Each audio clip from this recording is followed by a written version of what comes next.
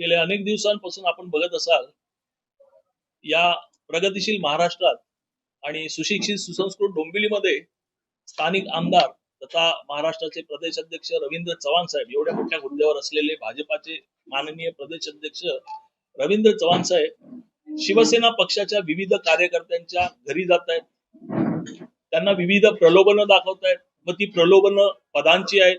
तुम्हाला MNC देऊ, तुम्हाला महापौर करू, तुम्हाला कुठल्या तरी महामंडळावर घेऊ, तुम्हाला पक्ष म्हणून पक्षात आलात की तुमचा निवडणुकीचा खर्च करू आणि तुम्हाला एक विशिष्ट पॅकेज सुद्धा देऊ पैशांचं.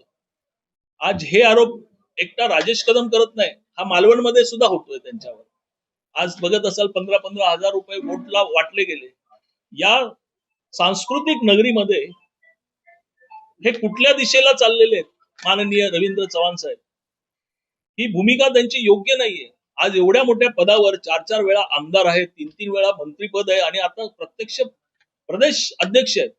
त्यांना स्वतःचा गड, स्वतःचं शहर, स्वतःचा मतदारसंघ जर बांधता आला नाही तर भाजपाने त्यांना कुठल्या बेसवर प्रदेशाध्यक्ष पद दिलं?